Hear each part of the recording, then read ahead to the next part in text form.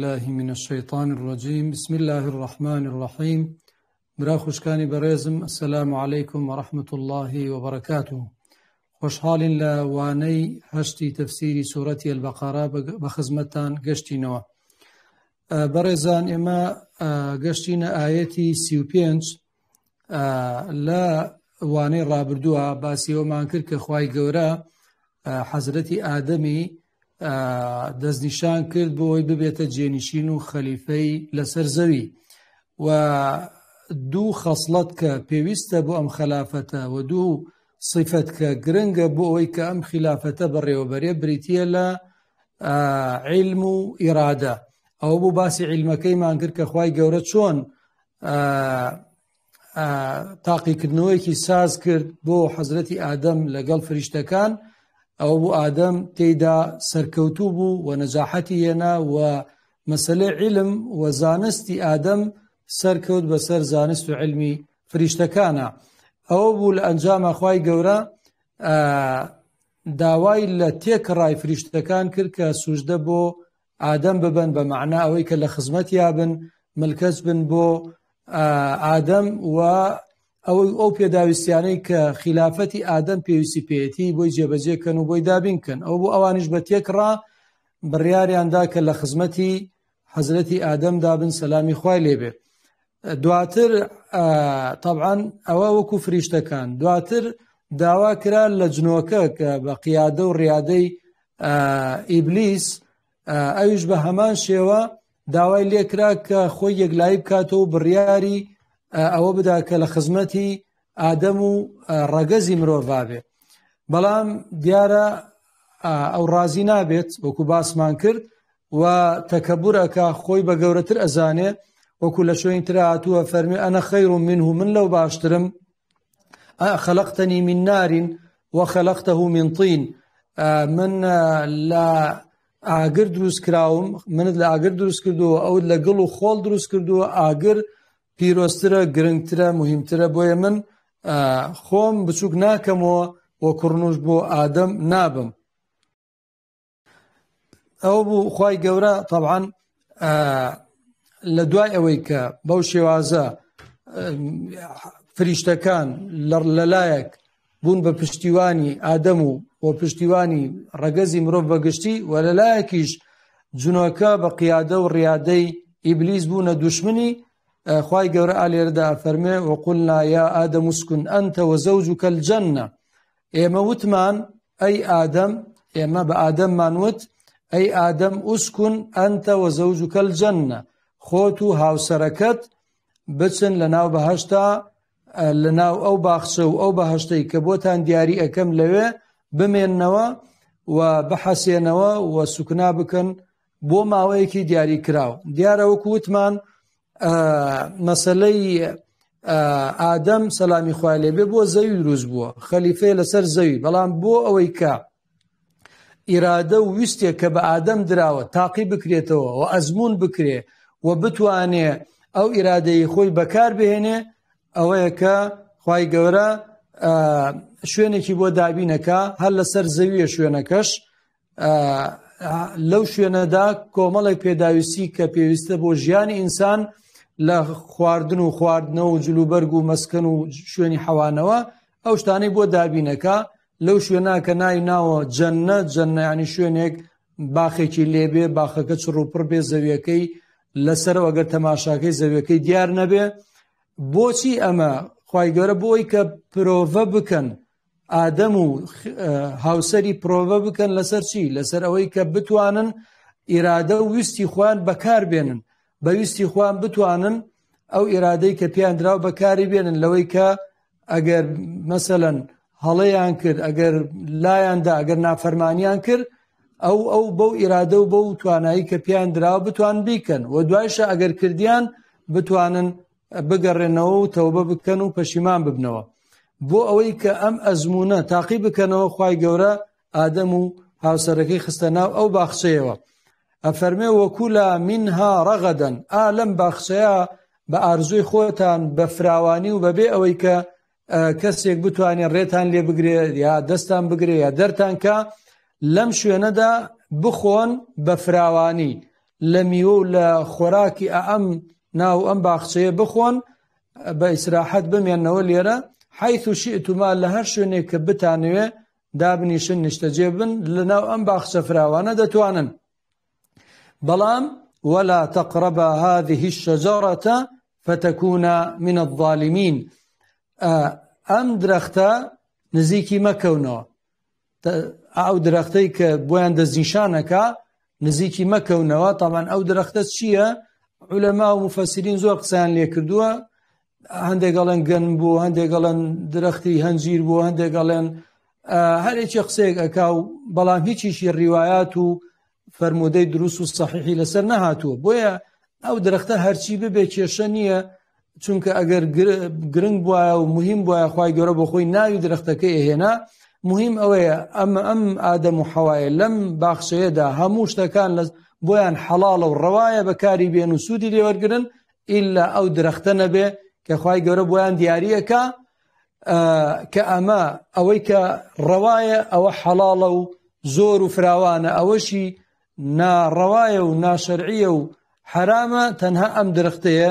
ئەمە وێنەیەکی بچووکراوەیە لەسەر ئەو زەویەی کە دواتر ئادەم بۆی دەچێ لەو مەیدانە فراوانەی کە ئادەم سەلامی خوا لێ بۆی ئەچێ ئەفەرمە ئێوە نزیکی ئەم درەختە مەکەونەوە نافەرمێ مەیخۆن لێ فەرمە نزیکی مەکەونەوە چونکە ئەگەر نزیکی درەختەکە کەوتنەوە لە ئەنجامە لە بەرەکەشی دەخۆن فتەکونا من الظالمین جا ئەگەر لە بەرەکەیتان خوارد نزیکی ئەم درەختە بوونەوە لە بەرەکەیتان خوارد ئێوە ئەچنە ڕیزی کەسانی زاڵم و ستەمکار ئەوانەی کە شتەکان لە شوێنی خۆیان دانانێن زوڵم ینی وضع الشيء في غير محله هەر شتێک لە شوێنی خۆی دانەنی ئەوە پێوتێ زوڵم تۆ قەدەغەت کراوە ئەم کارە بکەی کە چی کارەکەیەکەی ئەمە زوڵمە زوڵمیان لە چی کرد لە نەفسی خۆیان کرد ئەگەر ئەو کارە بکەن زوڵم لە نەفسی خۆیانەکەن وەکو دواتر کە دەیخۆن درەختەکە دەخۆن یا لە بەری درەختەکە دەخۆن دوایە کە ئەیانەوێتەوە بکەن ئەڵێن چی قالا ڕەبەنا ظەلەمنا ئەنفوسەنا خوای ئەمە زوڵممان لە نەفسی خۆمان کرد واتە نەفسی خۆمان معەڕەز کرد بۆ سزا و عقوبەیە کە لەلایەنی تۆوە بەرامبەر ئەم تاوانە بڕیاری لێ ئەدرێ کەواتە ئەفەرمی ئەگەر ئێوە لەبەر ئەم درەختە بخۆن ئەچنە ڕیزی زاڵمان و ستەمکارانەوانەی زوڵمیان لە خۆیان کرد و معەڕەزیان کرد بۆ عقوبەی خوا پاشان طبعا ئەمە پێیان وتراوە بەو شێوازەیە ئێوە نابێ نزیکی ئەم درەختە بکەونەوە و دواتریش ئەویان پێوتراوە کە ئادەم عەفوەن ئیبلیس بڕیاری داوە کە ئێوە لە خشتە بەرێ دوشمنی ئێوەیە دوشمنی سەرسەختی ئێوەیە خۆتان ئاگاداری بن لەگەڵ ئەم هەمووە ئامۆژگاری و نەسیحەت و ئاراستەکردنە بەڵام ئەفەرمێ فەئەزەلەهومە الشەیطان عنها شەیتان لەم بەهەشتە لەم باخچەیە کە خوای گەورە لە سورەی تەها باسەکە باسی مواصفاتی ئەو باخچەیە دەکا کە چۆنە و چۆن نییە ئەفەرمێ فەئەزەلەهومە الشەیطان عنها شەیتان لەم بەهەشتە ئەوانی هەڵخلیسکان ئەوانی فریودا ئەوانی وا لێ کرد کە لەم بەهەشتە دوورکەونەوە ئەزەلە ئیزلال یانی چی ینی هەڵخلیسکان ئەوانی هەڵخلیسکان شەیتان بەچی بە فرتوفێڵ بە درۆکردن بە بەڵێنی درۆ بە سوێن خواردنی درۆ لە شوێنی ترا فەرمی وەقاسەمەهوما سوێنی بۆ خواردن ئینی لەکوما لەمینە الناصحین من بۆ ئێوە لە دڵسۆزەکانم من زۆر دڵسۆزی ئێوەم یان لە شوێنی ترا فەرمێ ما نەهاکوما ڕەبوکوما عەن تیلکومە الشەجەرە خوا ڕێگری لێ نەکردوون لە خواردنی بەری ئەم درەختە ئیلا ئەن تەکونا مەلەکەین ئیلا مەگەر ببنە فریشتە ئەو تەکونا من الخالدین یا بە هەمیشەی لەم بەهەشتا بمێننەوە کەواتە ینی بەو فرتوفێڵ و بەو ساختەکاریە هەردووکیانی هەڵخەڵەتان فەئەزەلەهوما طبعا لە کتابی مقدسە تۆهمەتی خواردنی یەکەم جار خواردنی درەختەکە ئەداتە پاڵ حەوا لە کاتێکە لە قورئانی پیرۆزە ئەیداتە پاڵ هەردووکیان لە درەختەکەیان خوارد بەڵکو ئەسڵەن لە قورئانە لە هەندێک شوێنە باز لە ئادەمە بە تەنها و باسی هاوسەرەکەی لەگەڵ نییە بەڵام بە هەر حاڵ هەردووکیان خواردیان و هەردووکیان بەرپرس بوون لەوەی کە ئەو تاوانیان ئەنجامدا و بوو بە مای ئەوەی کە فری و بخۆن بە قسەکانی شەیتان. طبعا شەیتان چۆن فریوی داون؟ ئایا بە وەسوەسە بووە؟ ئایا بە مباشر چووەتە لایەن، چووەتە ناو باخچەکەوە؟ طبعا لە هەندێک شوێن نافەنێ فەوەسوەسە لەهومە الشەیطان، وەسوەسەی بۆ کردن، ینی لە دوورەوە شتێکی خستە ناو دڵیانەوە. لە هەندێک شوێن شا فەرمی ڕوبەڕوو قسەی لەگەڵاکردن، کەواتە ئەکرێ هەندێک جار بە وەسوەسە، هەندێک جار بە ڕوبەڕوو لەگەڵیان دانیشت و ڕوبەڕوو قسەی لەگەڵا کردوون. و ئەو بەهەشتەش وتمان ئەو بەهەشتە نییە کە ئێمە بۆی ئەچین ئینشاءالله خوا بیکاتە قسمەتمان. ئەو بەهەشتە ئەو باخچەیەک بووە لەسەر زەوی لە شوێنێکا لە جێگەیەکی گۆشەیەکی ئەم سەرزەویە، چونکە ئەگەر ئەو بەهەشتی هەمیشەیی بێ ئەوە هینی تێناچێ، شەیتانی تێناچێ، حرامە لەوەی کە شەیتان بچێتەوە و هەر کەسێکی تێچوون نایەتە دەرەوە و ئادەم و حەوا دەرەکرێن لەوێ و پاشان هیچی تیا مەمنوع نییە لەوێ، ئەو دەرەختەی تێدا مەمنوع کراوە. کەواتە کۆمەڵێ بەڵگە هەیە لەسەرەوەی کە ئەو بەهەشتەی کە یا ئەو باخچەی کە ئادەم و حەوای لێبوو ئەو بەهەشتە نییە کە بەهەشتی هەمیشەییە. ئەفەرمێ فەئەخرەجەهوما مما کانا فیه، شەیتان ئادەم و حەوای هەردووکیانی دەرکرد لەوەی کە تێیدا بوون، یعنی لەو خۆشگوزەرانیە، لەو ئیسراحەتە، خواردنیان لەبەردەست بوو، هەموو پێداویستیەکانیان ژیانیان لەبەردەست بوو و ئەوجا ئیسراحەت پشویان ئەدا و ئیسراحەتیانە کرد و ئەو مەکانەت و ڕێزەی کە خوای گەورە پێیدا بوون، مەقام و مەکانەتێکی گەورەی پێدا بوون بەو شێوازە. بەڵام شەیتان ئەوانی دەرکرد لەو شوێنەی کە ئەوانی لێبوو، چ لایەنە مادیەکە و چ لایەنە معنەویەکە کە مەقام و پلە و پێگەیەکە کە خوای گەورە بەوانی دابوو. وقلنا اهبطوا بعضكم لبعض عدو، ئەفەرمێ ئێمەش پێمانوتن دوای ئەوەی کە ئادەم و حەوا لە درەختەکەیان خوارد و سەرپێچی فەرمانەکەی خۆیان کرد یا سەرپێچی ڕێگریەکەی خوای گەورەیان کرد، فەرمێ ئێمەش پێمانوتن اهبطوا، سەر بەرەو خوار شۆڕ ببنەوە. هبوط یانی لە شوێنێکی بڵندەوە ئینسان شۆڕ بێتەوە بەرەو خوار، یا با بڵێن بە تعبیرێکی تر وەکو چۆن بەردێک تلە بێتەوە، ئاوها ئەو تعبیران بۆ بەکارێنێ، فەرمێ تل ببنەوە، شۆڕ ببنەوە بەرەو خوار، یعنی بەویستی خۆتانی وەکو چۆن بەردێک لە شاخێ بەرە بێتەوە، ئاوها دەبێ ئێوە شۆڕ ببنەوە و لەم مەقام و پێگە بەرزەی کە من پێمدا بوون دەبێ بێنە خوارەوە. بعضكم لبعض عدو، هەندێکتان دەبنە دوشمنی هەندێکی ترتان. مەبەز لەوەیە کە لەلایەک ئادەم و بڵێن ڕەگەزی ئادەم مرۆڤ بەگشتی، ئەمە لەلایەکی کەش شەیتان و شەیتانەکان و زوڕیەتی شەیتان لەلایەک ئەم دوانە ئەبنە دوشمنی یەکتر، دەبنە صراع و ململانەیەک دروستە بێ لە بینیانە. و ئەم وتمان ئەم ئەزمونەی کە ئادەم کردی ئەزمونێکی مصەغەرە بچووکراوەیە لە ئەزمونە گەورەکەی ناو سەر زەوی کە دێن ڕوبەڕووی ئادەم و زوڕیەتی ئادەم یانەوەی ئادەم ڕوبەڕووی شەیتان و هەوا و نەفس و ئارزوەکان دەبنەوە. ئەمە لە بەرامبەری شەیتان ئەوانش پیلان و پلانیان هەیە بۆ لە خشتەبردنی مرۆڤەکان، بۆیە لە ئەنجامە ئەبنە دوشمنی یەکتر. بعضكم لبعض عدو، ئەمە لەلایەک لە بینی جنۆکە و لە بینی مرۆڤەکانە، لەلایەکیش لە بینی ئینسانەکان و مرۆڤەکان خۆیاندا بەعزێکیان ئەبنە دوشمن و نەیاری یەکتر لەسەر ئەو شتانی کە لە دنیادا هەیە، ئەو دەستکەوتانە، ئەو لایەنە مادیانە، ئەو تەماعی کە دێتە بەردەستی ئینسان، لەسەر ئەوانە ئەبێتە شەڕ و بشێوی و ڕوبەڕووبوونەوە لەگەڵ یەکترا و دوشمنایەتی یەکتر. ولكم في الأرض مستقر ومتاع إلى حين، وبو وهي لناو زويا لسر زويا.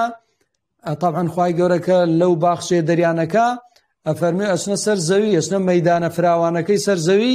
بو أو ململانية، بلام لنا أو زويا دا مستقر اكتان هي. مستقر يعني شويني قرار قرتن، شويني نشتجيبون، ومتاع وبهرمندج أبن لكومل نازو نعمت، بەڵام ئیلاحین بۆ ماوەیەکی دیاریکراو، بۆ هەمیشەی نییە. هەتا وەکو ئینسان لە ژیاندایە ئەو عمرەی کە کورتەی کە پێی دراوە بەهرەمەند ئەبێ لە مانەوە لەسەر ئەم زەویە و لە بەکارهێنان و سوود وەرگرتن و چێژ وەرگرتن لەو ناز و نیعمەتانەی کە لە بەردەستی دانراوە. کەواتە ئەفەرمێ من لێرە دەرتانەکەم وە نەبێ ئیتر بەرەڵاتان کەم و هیچ شتێک نەبێ بۆی کە پێی بژین نەخێر لەسەر زەویە ناز و نیعمەتانێکم بۆ داناون کە ئێوە توانن پێ بژن هەتاوەکو ماوەیەک. ئەمەش بۆ کاتێکی دیاری کراوە تا کاتی کە ئیمتیحانی کاتێک کە ئەجەلی ئینسان دێ یا کۆی مرۆڤایەتی ئەجەلی دێ و ئەم دنیاە لەناو ئەچێ و خوای گەورە دنیاشی کە دروست ئەکاتەوە. ئالێرا ئیتر ئادەم و حەوا دەرکران لە باخچەکە لە بەرەوەی وەکو وتمان ئەمە پرۆڤەیەکە تاقیکردنەوەیەکی کاتیە بۆی دوایە گلەی نەکەن بڵێن خوای ئێمەت خستە ناو مەیدانێکی فراوان ڕوبەڕووبوونەوە لەگەڵ شەیتان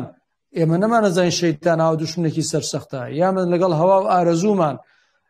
ئێمە ئەم شتانەمان نەئەزانی بۆ ئەوەی کە دوایان گلەی نەکەن نەڵێن ئێمە چوینە مەیدانێک و عیلم و زانیاریمان دەربارەی ئەو مەیدانە فراوانە نەبوو لە پێشەوە لەو باخچەیە بە بچووکی ئەو مەیدانیان پێ فێرێکە وەکو چۆن مەسەلەن جوندیەک سەربازێک بەر لەوەی بینێنە مەیدانی جەنگۆڕەپانی شەڕکردن ماوەی مانگێک 40 ڕۆژ پرۆڤەی پێکەن لە بەکارهێنانی چەک و تەقەمەنی و ڕوبەڕووبوونەوە لەگەڵ دوشمن و ئەوانە ئابە و شێوەیە ئەو ماوەیە ئادەم و حەوا فێرکران کە چۆن ڕوبەڕووی دوشمنەکەیان ببنەوە و چۆن ئەگەر ئیرادەی خۆیان بەکارهێنا هەڵەیەکیان کرد ئەگەر گوناهێکیان کرد چۆن بگەڕێنەوە و چۆن تەوبە بکەن. ئێستا فێری ئەوەشیانەکە کە چۆن تەوبە بکەن. ئەفەرمێ فتلقى آدم من ربه كلمات ئەفەرمێ ئادەم لەلایەنی خاوەنەکەیەوە کۆمەڵێ وشە و کەلیمەی وەرگرت. تەلەقا یعنی وەریگرت بۆی هات ئەویش وەریگرت و پێشوازیەکی جوانی لێ کرد بە خۆشی و بە دڵخۆشیەوە لەلایەنی خاوەنەکەیەوە یعنی خوای گەورە لە ڕێی وەحیەوە یا لە ڕێی ئیلهامەوە کۆمەڵێ وشەی خستووەتە ناو دڵی حەزەتی ئادەم بەو شێوازە حەزەتی ئادەمیش ئەو کەلیماتانەی بەکارهێنا و تەوبەی کرد. ئەو کەلیماتانە چین؟ طبعا خلافێکی زۆر هەیە لە نێوان مفەسرین کە چینی و چینین بەڵام لە ڕاستیە هەندێک شتیان وتووە بەڕاستی زۆر غەریبە. مەسەڵەن لێ حەزەتی ئادەم سەری بەرز کردەوە بینی لەسەر عەرشا نووسراوە محەممەد ڕەسوول الله ئەویش پاڕاوە تۆ دیتی خوا لەبەر خاتی ئەو محەممەدە خوای لێم خۆش بە. بەڕاستی ئەمە شتێکی زۆر غەریب و سەیرە ئەمە لە تەفسیرە هاتووە بەڵام لە ڕاستیە ئەوەی کە زیاتر ئەگونجێ و زیاتر لەگەڵ دڵە ئەچەسپێ ئەوەیە کە ئەو کەلیماتانە هەر ئەوەیە کە لە شوێنێکی تەرە خوای گەورە فەرمێ قالا ربنا پەروەردگارە ظەلەمنا ئەنفوسەنا ئێمە زوڵممان لە نەفسی خۆمان کرد بە خواردنی ئەم درەختە بە خواردنی بەروبوومی ئەم درەختە زوڵممان لە خۆمان کرد وئن لەم تەغفر لەنا وتەرحەمنا ئەگەر لێمان خۆش نەبی و ڕەحممان پێ نەکەی و قبوڵمان نەکەیتەوە بۆ لای خۆت لەنەکونن من الخاسرین ئەبینە کەسانی خەسارەمەند و زیانمەند. کەواتە ئەمەیە ئەو کەلیماتانەی کە خوای گەورە هاوێشتێ ناو دڵی حەزەتی ئادەمەوە ئەوانیش بەو کەلیماتانە تەوبەیان کرد پەشیمان بوونەوە فتاب عەلەیه خوای گەورەش بە سۆز و بە ڕەحم و بە مەغفرەت و لێخۆشبوونەوە گەڕاوە سەر ئادەم تابە یعنی گەڕایەوە عەلەیه لەسەر ئادەم واتە وەکەئەنەما ئینسان کە گوناهێکەکە تەوبە ئەکا دوور ئەکەوێتەوە لە خوا کاتێک ئەگەڕێتەوە بە لای خوا طبعا خوای گەورەش کە گوناهەکەی کردو خوای گەورەش دوور کەوتۆتۆ لەو یعنی ڕەحم و سۆز و میهرەبانی خۆی دوور خستۆتۆ لەو کاتێک ئەو ئەگەڕێتەوە ئەمیش بە سۆز و میهرەبانی و لێخۆشبوونەوە دەگەڕێتەوە سەر ئەو عەبدەی خۆی بۆیە لێرە فەرمێ فتابە عەلەیه گەڕایەوە سەر ئادەم بە لێخۆشبوون و بە سۆز و میهرەبانیەوە. طبعا لێرە ئەم جیاوازی هەیە لە نێوانی گوناه و تاوانی ئادەم لەلایەک و گوناه و تاوانی شەیتان چونکە ئادەم دانی بە هەڵەی خۆیان نا دانی بە گوناهەکەی خۆیان نا و پەشیمان بوویەوە و داوای اعتیزاری کرد. ئەمە زۆر مهمە. ئینسان کە هەموو کەس گوناه ئەکا تاوان ئەکا کەس معسووم نییە بەڵام مهم ئەوەیە ئینسان پێداگری نەکا مهم ئەوەیە کە ئینسان وەکو شەیتان ئیستیکبار و خۆ بە گەورە نەزانێ خۆ بە گەورە شەیتان خۆی بە گەورە زانی لەسەر ئەمری خوا تەنانەت لە ئاەتێکە وازەم لە سوورەی عەرافە فەرمێ يعني ئاەتەکە فەرمێ شەیتان وتی ئەرەئەیتەکە هذا الذي كرمت علي باشە تۆرە ئەم کەسە ئەم يعني حاشای حەزەتی ئادەم و جەنابتان و بەڕێستان ئەم کەسە کە هیچی تیابەسەنی ئەم کەسە هیچە تەفزیلی ئەو ئەدەی بەسەر منە ئەو بە گەورەدانا لەسەر من لئن أخرتني إلى يوم القيامة لأحتنكن ذريته إلا قليلا فەرمی ئەڵێ شەیتان ئەڵێ ئەگەر هەتا ڕۆژی قیامەت من بێڵیتەوە من لەغاو ئەکەمە ناودەمی زوڕیەتەکەی و نەوەکانیەوە تەوبە بکە پەشیمان بێتەوە بیتە خوایە تۆ ئەمرێکت کرد من نەم کرد جێبەجێم نەکرد ئێستا پەشیمانم غەڵەتم کرد داوای لێبوردنەکەم ئەمەی نەکرد بەڵکو ئیسراری کرد وتی خوایە من بەردەوام ئەبم حتا ئەو ڕۆژەی کە ڕۆژی قیامەتە بەردەوام بم لە خشتەبردننی ئادەم و نەوەکانی ئادەمە ئینەه هو التەواب الرەحیم بەڕاستی هەر خوایە کە تەوابە واتە زۆر بە میهرەبانی و بە لێخۆشبوون ئەگەڕێتەوە سەر بەندەکانی و تەوبیان لێ قبوڵەکە و ئەڕەحیم بە بەزەییە لەگەڵ بەندەکانی ئەگەر چاکەیشیان کرد لیان وەردەگرێ وەکو چۆن ئەگەر تاوانیان کرد و تەوبیان کرد لیان خۆش ئەبێ. پاشان لە دوای ئەوەی کە ئەوە ئەزمونونەکەیان تاقی کردەوە و تەوبیان کرد ئیرادەی خۆیان بەکارێنا بەڵام شکستی یان هێنا لەوەی کە پابند بن بە فەرمانی خواوە بۆیە ئەبینی لە ئەنجامە ئەوە بوو یعنی خوای گەورە لە ناو بەهەشتەکە دەریکردنەوە ناردنیە ناو سەرزەوی بەعام بۆی ڕوبەڕووی ئەو ململانیە ببنەوە کە تووشیان دێت لەگەڵ ئەو گروپانەی کە باسمان کرد. قلنا اهبطوا منها جميعا دیسان جارێکی تر تاکی دەکاتەوە فەرمێ پێمان وتن اهبطوا منها جميعا سەربەرەو خوار ببنەوە هەمووتان لەم بەهەشتە بڕۆنە دەرەوە یعنی ئادەم و حەوا و یعنی ڕەگەزی مرۆڤ بە گشتی لێرە بڕۆنە دەرەوە و هەروەها شەیتانیش لەگەڵ دار و دەستەکە لێرە با بڕاتە دەرەوە لێرە نەمێنن هەمووتان پێکەوە بڕۆنە دەرەوە. بەڵام لێرە طبعاً خوای گەورە کە کاتێک ئینسان ڕەوانەی ئەو مەیدانە فراوانەی ململانەیە کاتەوە خوای گەورە هەروە بەجێ ناڵێ وەکو چۆن لەولا نیعەم و ناز و نیعمەتی مادی پێبەخشیوە لەولاشەوە بێ ناز و نیعمەتی معنەویشی پێبەخشێ وەکو چۆن پێداویستیەکانی جەستەی بۆ دابین کردووە ئەبێ پێداویستی ڕۆحیەکانیشی بۆ دابین بکە ئەفەرمێ فەئیما یەئتیەنەکم منی هودا جا بە تەئکید لەلایەنی منەوە خوا فەرمێ لەلایەنی منەوە هیدایەتێکتان بۆ دێ لەلایەنی منەوە ڕێنماییەکتان بۆ دێ کتابێک بەرنامەیەکتان بۆ دێ فەمەن تەبیع هودایە ئەوەی کە شوێنی هیدایەتەکەی من بکەوێ فلا خوف عليهم ولا هم يحزنون ئەوە نەترسیان لەسەرە و نە تووشی دڵتەنگی و ناڕەحەتی دەبن ترسیان لەسەر نییە بۆ داهاتوویان خەوف بۆ داهاتووە حوزنیش بۆ ڕابردووە یعنی خەفەت بۆ ڕابردوویان ناخۆن ماڵ و مناڵ و کەس و کاریان بەجێهێشتووە یا دنیایان بەجێهێشتووە دڵتەنگ نابن بۆ ئەو شتانە چونکە ئەوەی دەستیانەکەوێ ئەوەی کە شوێنی بەرنامەی خوا کەوتووە ئەوەی ئیمانی هێنا و ئیستیقامەتی هەبووە لەسەر بەرنامەی خوا ئەو کەسانە کاتی ئەمرن هیچ خەفەت بۆ ڕابردووی خۆیان ناخۆن چونکە لە دوای هەر لە لەحظەی مردنیانەوە ئیتر شوێنی خۆیان پیشانە درێ لە بەهەشت و ئیتر دڵخۆشەکرێن و ئیتر لە مەقام و جێگەیەکدان ئیسراحەت و لە خۆشیدان وەکووە فەرمێ عند ربهم يرزقون ڕزقیان هەیە ڕزقی بەردەوامیان هەیە ئەو ڕزقە معنەویاتەی کە خوا خۆی ئەزانێت چییە ئەفەرمێ کەواتە ئەوەی شوێنی بەرنامەی من بکەی و پابند بێ پێوە نەترسیان لەسرە لە بۆ داهاتوو مستەقبل ینی تووشی ناڕەحەتی و ناخۆشی و ئاگر و سزا و عەزاب و ئەمانە نابنەوە ولا هم يحزنون و بۆ ڕابردووش خەفەت و ناخۆن و بێتاقەت نابن هەرچەند ئەمە بە هەڵە معنا کراوە و ئەزانێ کەسێک کە شوێنی بەرنامەی خوا بکەوێت لە دنیادا تووشی خەفەت نابێ تووشی خەوف و ترس نابێ نەخێر لە دنیادا نییە باسەکە باسی قیامەتە چکە لە دنیادا ئینسان مەهماکان باشیش بێ مەهماکان لە لوتکە و قیمما بێ ئەو هەر تووشی خەفەت هەر ئەبێ بێتاقەت ئەبێ تووشی حوزن ئەبێ لەبەرەوە پێغەمبەران تووشی مەسەلەن حوزن و خەفەت هاتوون یعنی پێغەمبەری خوا عەلەیهی سەلام خەفەتی خواردووە بۆ قەومەکەی بۆچی نایانە سەر ڕێ بۆچی جوابی نادەنەوە حەزرەتی مەسەلەن یعقوبە خەفەت ئەخوا بۆ ئەوەی کە حەزەتی یوسفی لێ دوورکەوتوێتەوە وەبیەضەت عەیناه من الحزن فهو کەظیم کەواتە باسەکە باسی چی نییە باسی دنیا نییە باسی قیامەتە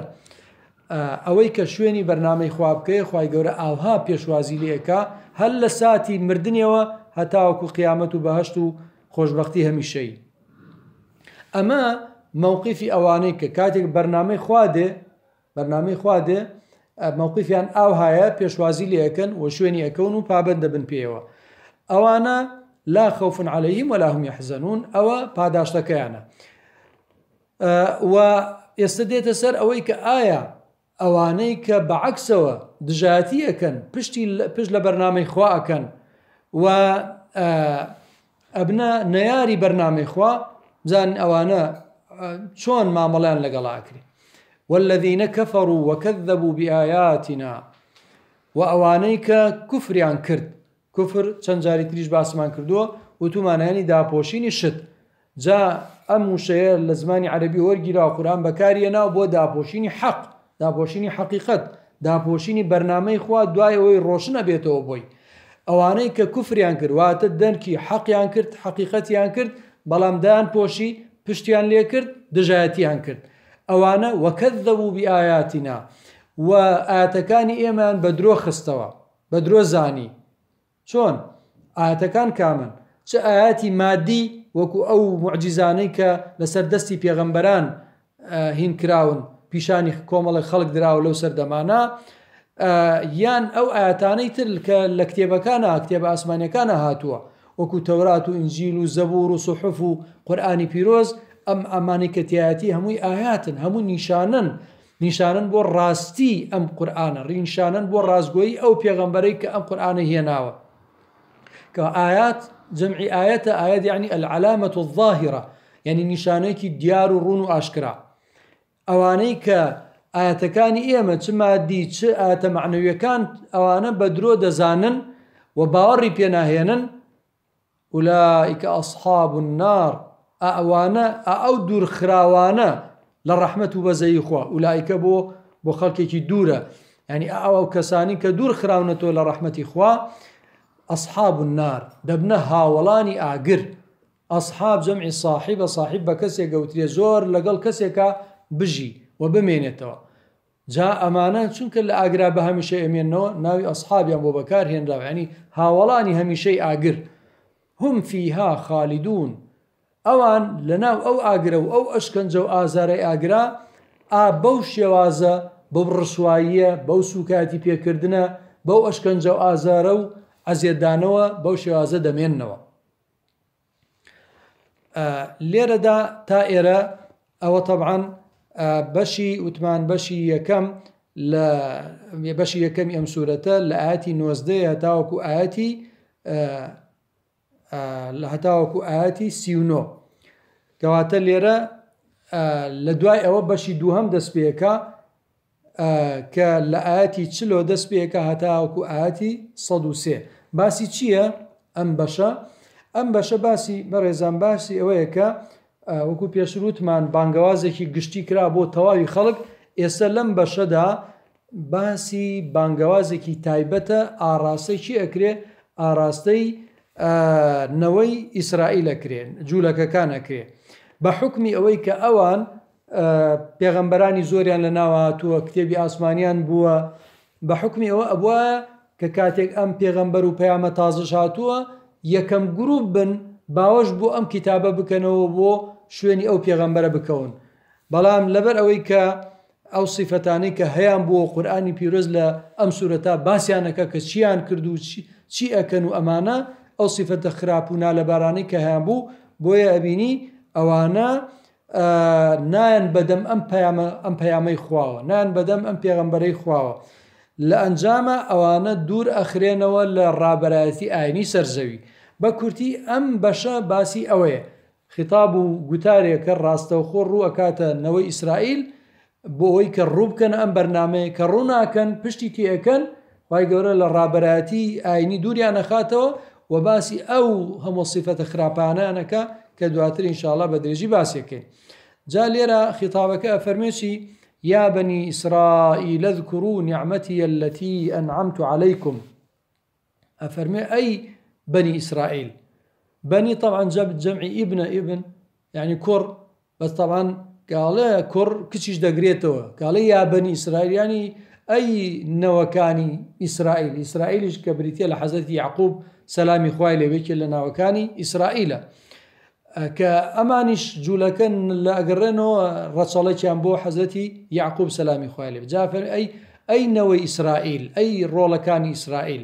طبعا بوي بمناو بانجانكا أن خاتو بيري إسرائيل يعقوب سلامي خوالي بك أفرمي إيوا بلا وكو رقزو رسالة قرنو سر أو بلا وكو روشتو أخلاقو إيمانو أنا هيس براسي بيوندي تان بو نماو هرچەند ڕەگەستان بۆ ئەوە گەڕێتەوە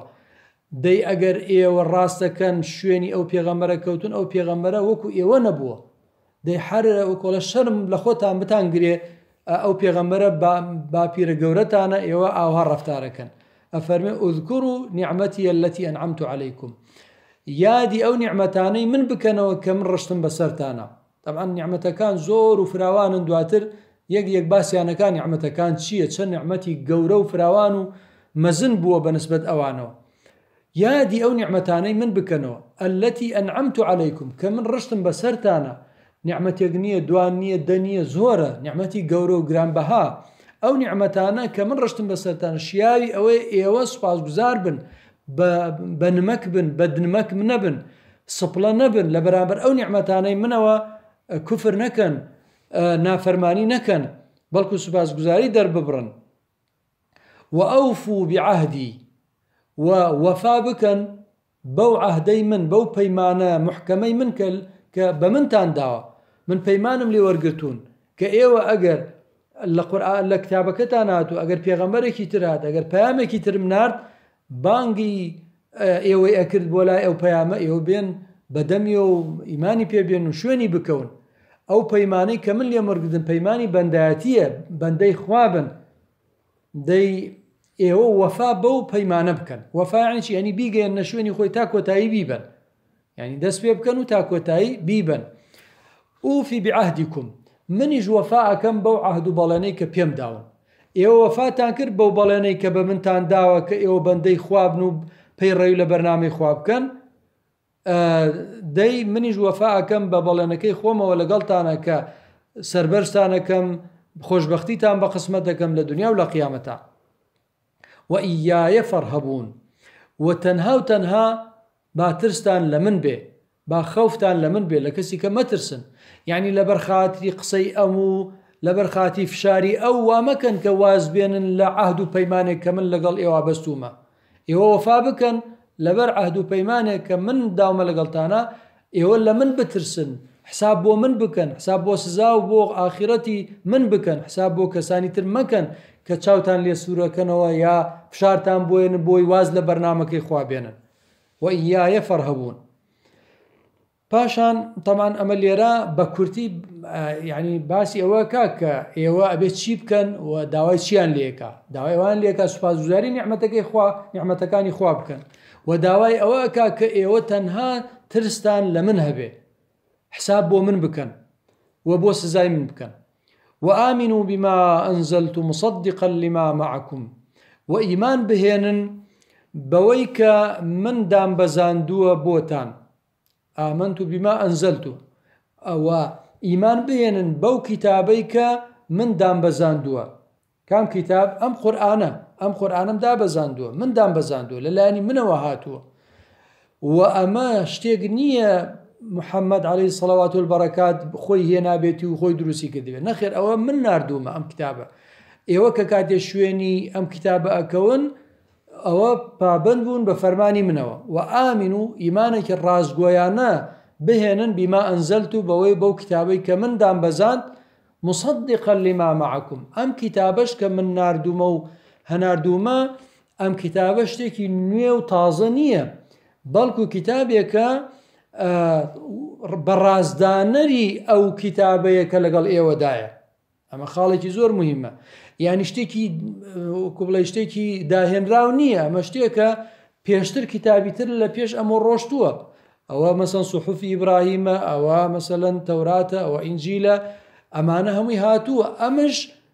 نمونەیەکە یان نوسخەیەکە یان کۆپی و تایپێکە لەو کتێبانەی خوای گەورە کە پێشتر ڕەوانەی کردووە. کەواتە ئەم کتابەی تازە کە هاتووە کە قورئانە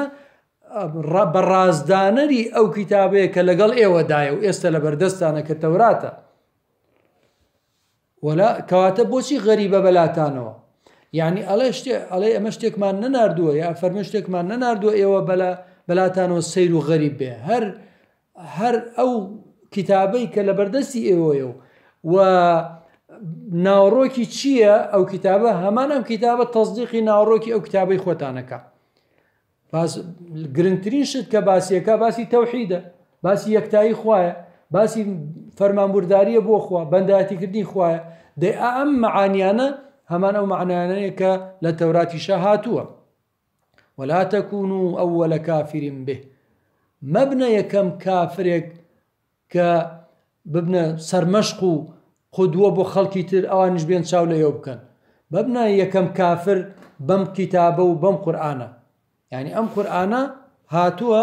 ئێوە لە جای ئەوەی ببنە یەکەم مؤمن بەم قورئانە و ئیمانی پێبێن، ببنە یەکەم کافر. وا مەکەن خەڵکی کە اقتیداتان پێ بکە و شوێنتان کە و بڵێن وەڵا ئەم ئەهلی کتابە ئەم جوولەکانە ئەوە کوفریان کردووە بەم قورئان، جا ئەگەر ئەم قورئانە ڕاست وایە ئەوانیش خۆ ئەهلی کتابن، ئەی بۆ شوێنی ناکەون. ئەوها مەکەن، چونکە ئەگەر ئێوە بکەن ئەبنە یەکەم کافرێک کە خەڵک شوێنتانەکەی و اقتیداتان پێوەکە، بەڵام ئەبنە سەرمەشقی کوفر، سەرمەشقی کەسانێکی کافر. بۆیە ئێوە مەکەن، ئەو کارە مەکەن. ئێوە ئەهلی کتابن، ئێوە ئەهلی پێغەمبەرانن، ئێوە ئەبێ یەکەم کەسێک بن بێنە پێشەوە و باش بۆ ئەم کتابە تازە بکەنەوە شوێنی ئەم پێغەمبەرە تازە بکەون.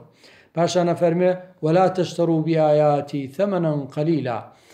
بەو ئاەتانەی کە من ناردوومە، چەو ئاەتانەی کە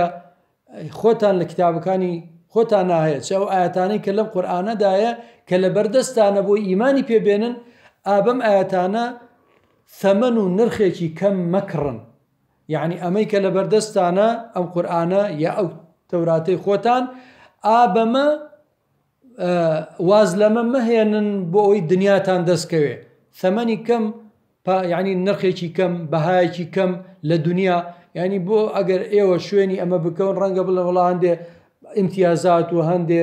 شتی مادی و ئەمانەمان لە کیسە چێ، لەبەر خاتری ئەوەی کە هەندێ مەسائلی دنیاییتان لە کیس ئەچێ، واز لەم ئاەتانەی من مەهێنن و هەرزان فرۆشی مەکەن ئاەتەکان. وئیایە فەتەقون، و تەنها پارێزگاری لە سزای من بکەن، خۆتان لە سزای من بپارێزن. حساب بەس بۆ سزایەک بکەن کە من ئەدەتان دەم ئەگەر ئێوە شوێنی ئەم بەرنامەی منە نەکەون. حساب بۆ خەڵکی تر مەکەن، خەڵکی تر هەڕەشەتان لێکا، گوڕەشەتان لێکا، هەرچیەکە، ئەوە حساب بۆ ئەوانە مەکەن. حساب بۆ ئەوە بکەن کە من ئەگەر بێت و شوێنی بەرنامەی من نەکەون سزاتانە دەم و تۆڵەتان لێ ئەسێنمەوە. ئابەم شێوازە بەڕێزان خوای گەورە خیتاب لەگەڵ جوولەکەکانەکە بۆی بێنە پێشەوە، بۆی واز لە کە لە ڕەقی و عینادی و سەرکێشی بهێنن و ئەو پەیامەی کە لەناو کتێبەکەی خۆیانە هاتووە کە مەسەلەن موژدەی داوە بە هاتنی کتێبێک و پێغەمبەرێکی تر لە ئاخر زەمانە، ئەفەرمێ ئێوە شوێن کتێبەکەی خۆشتان ناکەون بەداخەوە، لە کاتێکا بێ ئیلتیزام بکەن بە پابەندن بە کتێبەکەی خۆشتانەوە. لێرەدا لەبەرەوەی کە کاتەکەمان کۆتایی هات ڕائەوەستین، وصلى الله وبارك على سيدنا محمد وعلى آله وأصحابه أجمعين، والسلام عليكم ورحمة الله وبركاته.